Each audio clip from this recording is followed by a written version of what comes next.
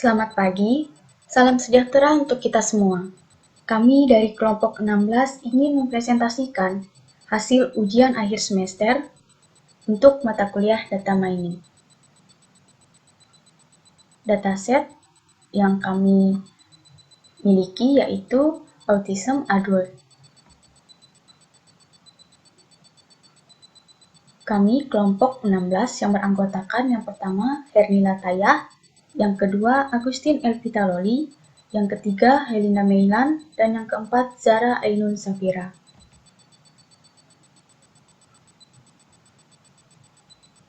Bab 1, Gambaran Dataset.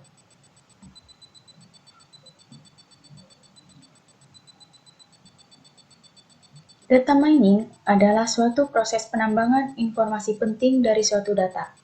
Informasi penting ini didapat dari suatu proses yang amat rumit seperti menggunakan artificial intelligence, teknik statistik, ilmu matematika, machine learning, dan lain sebagainya.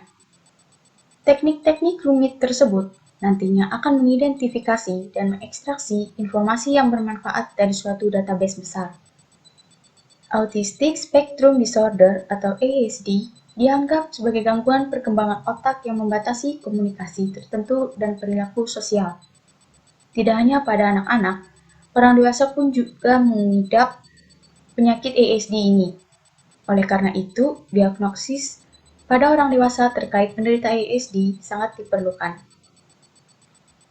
Dalam tugas ini akan dilakukan proses data preprocessing terhadap dataset Autistic Spectrum Disorder atau ASD guna untuk mempermudah diagnosis terhadap penyakit ASD di masa mendatang dengan dataset yang sudah siap digunakan. Dengan adanya tugas ini, diharapkan dapat memberikan informasi tambahan kepada publik mengenai Autistic Spectrum Disorder atau ASD.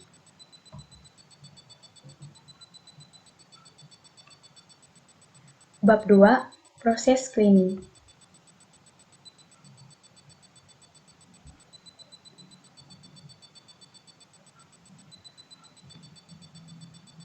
Sebelum data diolah lebih lanjut, terlebih dahulu dilakukan tahapan data preprocessing. Preprocessing ini berguna untuk memastikan kualitas data yang akan diolah agar data yang diperoleh dapat representatif setelah diolah. Berikut ini merupakan tahapan data preprocessing pada dataset Autism Adult. Yang pertama, data cleaning, yaitu mengisi nilai-nilai yang hilang, menghaluskan noise data, mengenali atau menghilangkan outlier, dan memecahkan ketak konsistenan. Yang kedua, data integration, yaitu integrasi banyak database, banyak kubus data, atau banyak file. Yang ketiga, transformasi data, yaitu normalisasi dan agregasi. Yang keempat, data reduction, yaitu mendapatkan representasi yang direduksi dalam volume tetapi menghasilkan hasil analitikal yang sama atau mirip.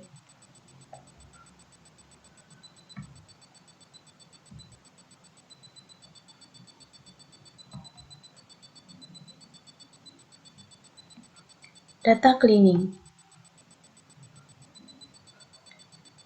Tahap pertama dalam melakukan preprocessing adalah tahap cleaning atau pembersihan data.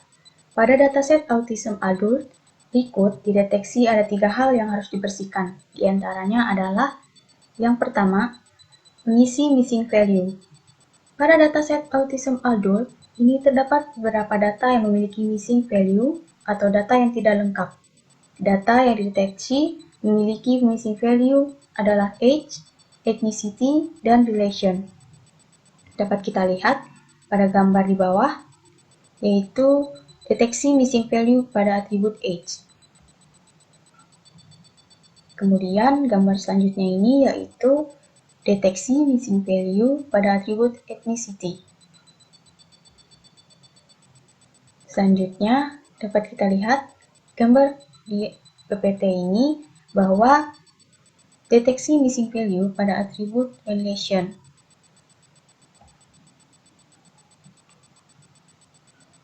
Lalu, untuk memperbaiki nilai yang hilang pada atribut age, ethnicity, dan relation di sini dengan menerapkan filter replace missing value untuk menghilangkan missing value pada dataset. Maka dilakukan penerapan filter berupa replace missing value pada dataset seperti gambar yang dapat kita lihat di atas ini. Kemudian, pada gambar di bawah, setelah di-apply, maka missing value yang tadinya terdeteksi sudah tidak ada atau sudah diisikan oleh sistem secara otomatis. Maka missing value pada atribut age sudah tidak ada. Selanjutnya, missing value pada atribut ethnicity juga sudah tidak ada. Dan missing value pada atribut ethnicity sudah tidak ada. Maaf, maksudnya atribut relation.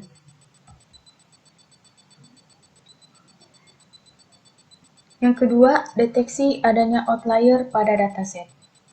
Pada dataset autism adult ini, terdapat data yang dideteksi memiliki outlier atau data yang memiliki karakteristik unik yang terlihat sangat berbeda jauh dari data lainnya. Data outlier ini terdeteksi ada di atribut age, yaitu pada nilai maksimum. Dapat kita lihat pada gambar, yaitu proses deteksi outlier pada data maksimum age. Kemudian, dapat kita lihat pada gambar, yang bergaris biru tersebut merupakan outlier pada data age.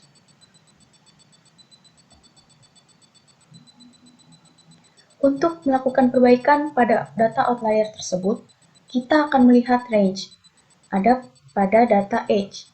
Karena data age memiliki nilai 64 sebagai data umur yang paling besar, maka otomatis nilai outlier 383 ini akan diganti menjadi 38. Maka dapat kita lihat hasil perbaikan outlier pada dataset menjadi 38 pada atribut age numeric.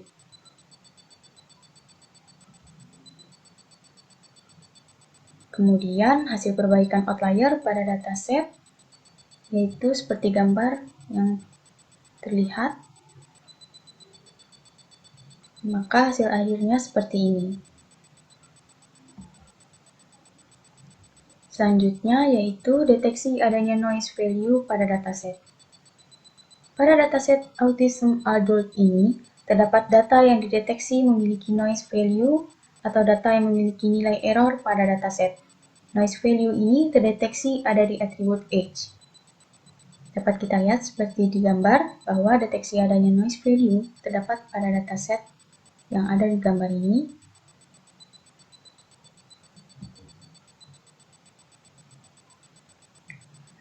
Kemudian, untuk menangani noise value ini, akan dilakukan proses pembulatan dengan nilai yang paling terdekat, karena 29,698 lebih mendekati 30, maka dari itu nilai 29,698 akan dibulatkan menjadi nilai 30. Dapat kita lihat pada gambar yaitu proses penanganan noise value pada dataset, sehingga dataset setelah missing value ditangani, maka penanganan outlier dan noise value diatasi, proses data cleaning sudah selesai.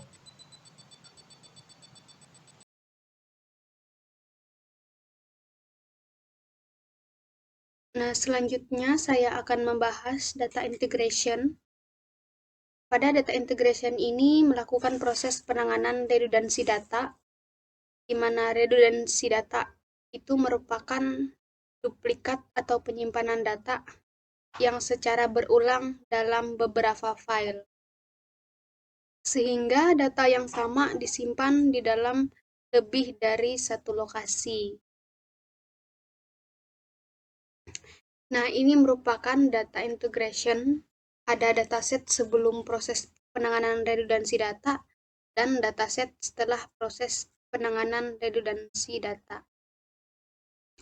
Nah, pada proses penanganan redundansi data ini akan ditangani dengan menghapus secara manual yang memiliki nilai yang sama persis. Untuk memudahkan proses penanganan redundansi data, dengan menggunakan proses ascending pada atribut edge. Nah, setelah dilakukan proses penghapusan yang dilakukan oleh redundansi, maka didapatkan banyaknya data pada dataset autism adult.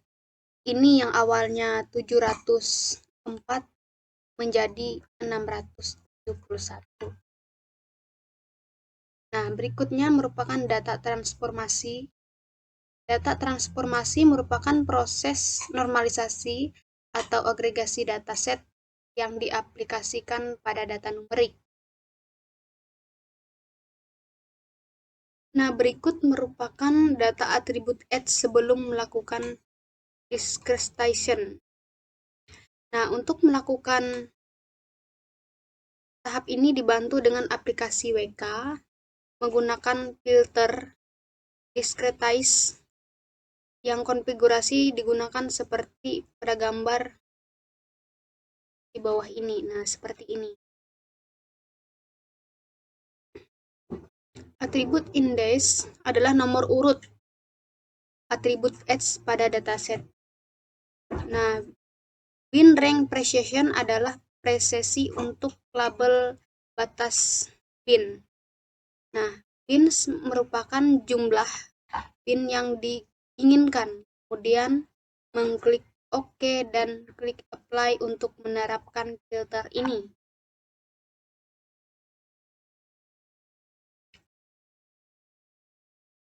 Setelah dataset difilter, bisa kita lihat di bawah ini merupakan data atribut edge setelah melakukan discretize.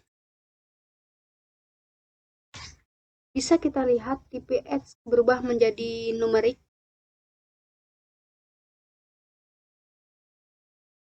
Selanjutnya kita akan mengubah nama intense atribut edge. Nah, pada penamaan intense, milik atribut edge ini berdasarkan 3 partisi yang sudah dibagi. Untuk kelompok dengan data umur diberikan penamaan young. Kelompok dengan data umur diberikan penamaan middle dan kelompok dengan data umur diberikan nama old.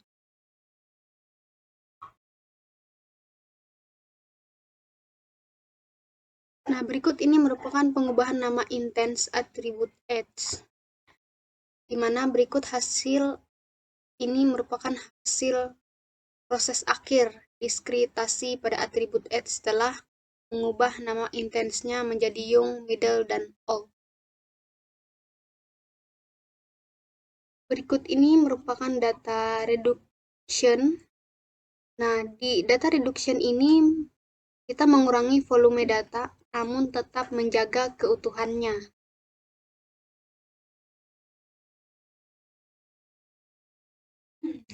Nah, untuk melakukan reduksi dimensi menggunakan aplikasi WK, di sini pada tampilan menu utamanya cukup mencentangkan atribut yang ingin dihapus. Kemudian menekan tombol remove di bagian bawah. Nah, atribut ini dihapus karena tidak akan berpengaruh terhadap hasil yang diperoleh dari data mining. Berikut merupakan tampilan dari reduksi data pada dataset. Berikut adalah dataset setelah melakukan reduksi data.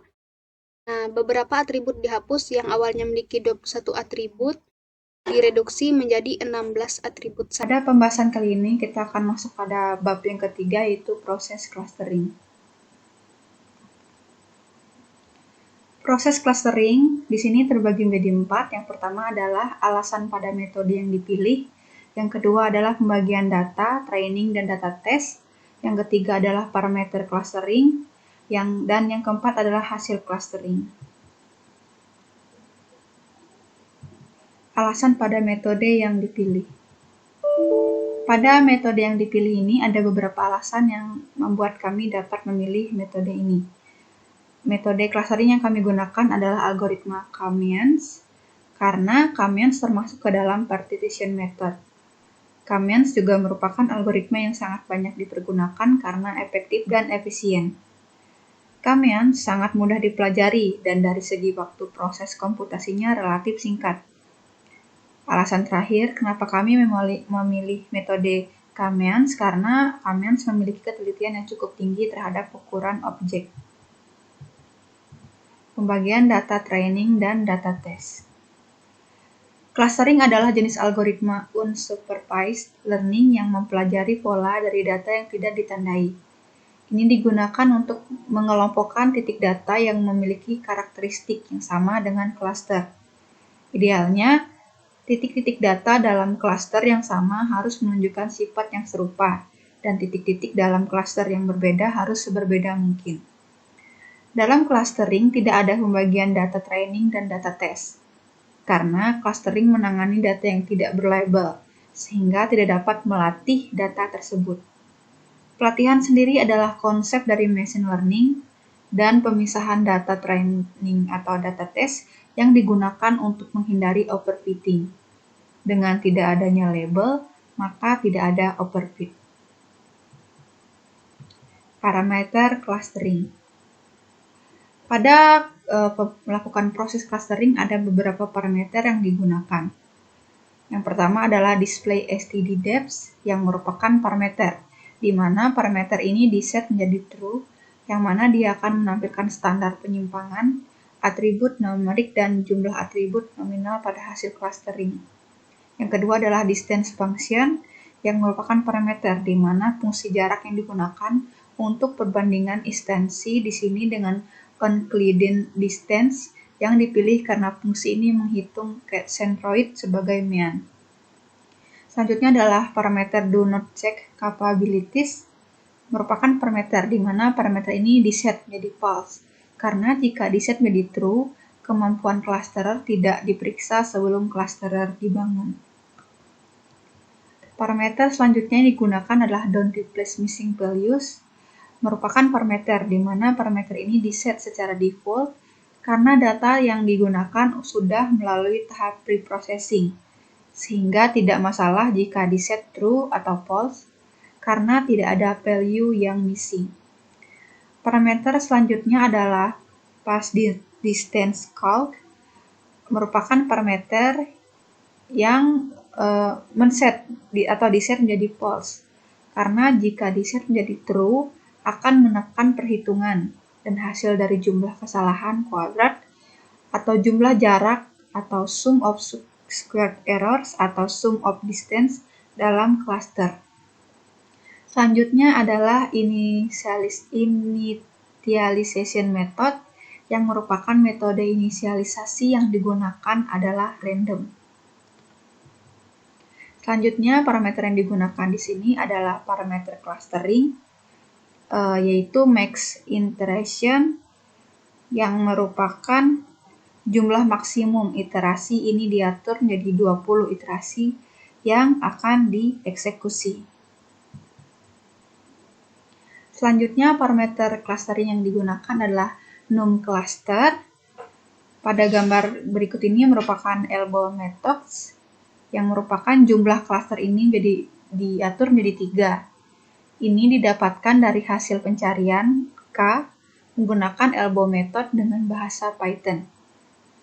Dapat dilihat grafik pada gambar berikut ini, penurunan drastis membentuk siku pada titik 3, yang mana hasil dari SSE atau sum of squared errors jika dibandingkan dengan cluster 2 dan cluster 4, K sama dengan 3 memiliki penurunan paling besar, maka 3 adalah K yang optimal untuk dataset ini.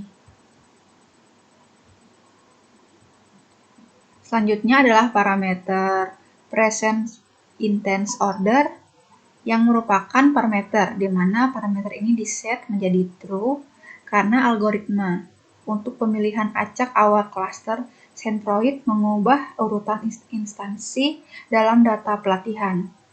Parameter ini membuat salinan data dari data khusus untuk ini sehingga urutan data aslinya dipertahankan. Parameter terakhir yaitu seed yang merupakan seed acak yang akan digunakan atau diatur menjadi 10. Untuk parameter dengan nama label canopy ini tidak digunakan atau diset menjadi default saja, karena metode inisialisasi yang digunakan adalah random dan bukan canopy.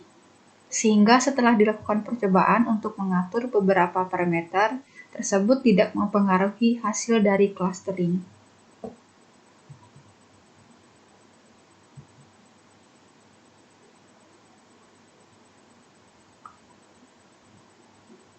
Perkenalkan, nama saya Zahra Ainun Safira dengan NIM DBC 118037. Di sini saya akan melanjutkan presentasi dari teman saya, Agustin Elvita Loli, yang mana di sini saya akan membahas hasil clustering dari algoritma K-means. Berikut adalah hasil dari clustering menggunakan K-means dengan parameter yang telah diatur sedemikian rupa. Pada gambar ini merupakan cluster output yang menampilkan informasi dari dataset yang digunakan.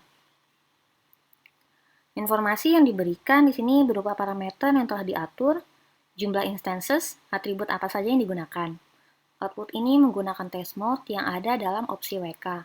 Data yang digunakan tidak dibagi menjadi trend atau test karena clustering hanya mengelompokkan data menjadi beberapa cluster yang mana berbeda dengan klasifikasi yang memang harus membagi datanya.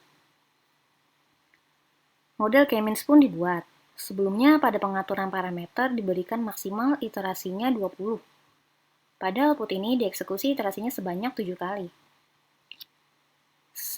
Hasil dari sum of squared errors yang dihasilkan adalah 1703,655997353,723, yang mana nilai ini mengalami penurunan paling besar dibandingkan cluster yang lainnya. Misalkan jika memilih cluster 2, dia hasil dari SSE-nya ini tidak memiliki penurunan yang lebih besar dibandingkan cluster 3. Ini telah dibuktikan dengan grafik Abel method pada penjelasan sebelumnya. Karena jumlah cluster yang dipilih 3, di sini inisialisasi titik awal diambil secara random untuk masing-masing cluster. Selanjutnya masih pada cluster output pada bagian final cluster centroids. Setelah model K-means dibuat, cluster output kemudian menampilkan hasil dari cluster centroids yang telah dihitung sebagai mean untuk setiap atribut, keseluruhan dataset, cluster 1, cluster 2, serta cluster 3. Pada penentuan parameter sebelumnya, standar deviasi diset menjadi true, sehingga terlihat setiap standar penyimpangan untuk atribut numerik dan jumlah atribut nominal. Ini merupakan salah satu contoh dari standar deviasi. Pembuatan model ini cukup cepat, karena data yang digunakan tidak terlalu besar. Hasil akhir per cluster adalah cluster pertama memiliki instances 277 atau sebanyak 41% dari dataset. Cluster kedua memiliki instances 201 atau sebanyak 30% dari dataset. Terakhir, cluster ketiga memiliki instances 193 atau sebanyak 29% dari dataset. Selanjutnya adalah visualisasi hasil clustering menggunakan K-means. Yang mana di sini sumbu X-nya adalah cluster dan sumbu Y-nya adalah result hasil dari screening ASD. Bisa dilihat pada cluster pertama dikelompokkan pada cluster pertama, cluster kedua dikelompokkan juga, cluster ketiga dikelompokkan juga pada bagian atas result. Selanjutnya hasil visualisasi menggunakan sumbu X juga cluster dan sumbu Y-nya adalah gender. Pada cluster pertama data dari female tidak ada, tapi dia mengkelompokkan male di sini. Untuk cluster kedua, dia mengelompokkan female, sedangkan male-nya tidak ada. Untuk cluster ketiga menggunakan mengelompokkan kombinasi dari female dan male.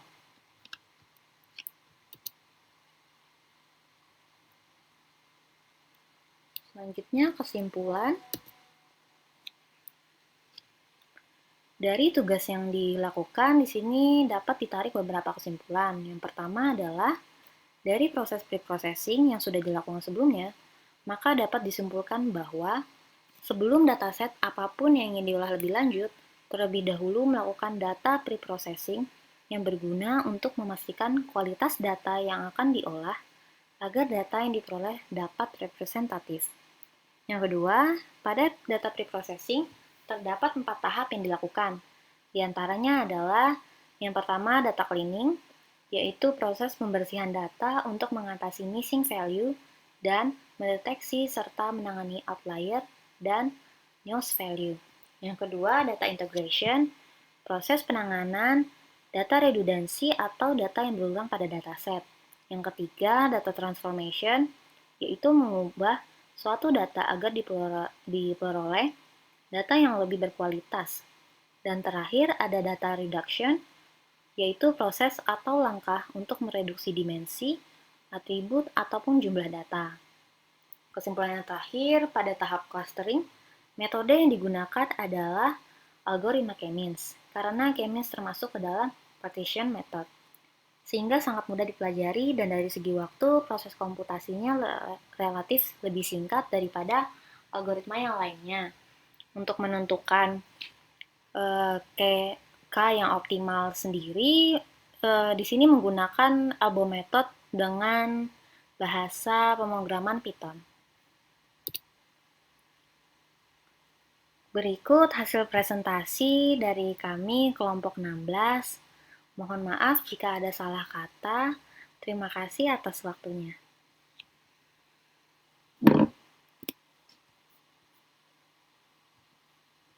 Aja.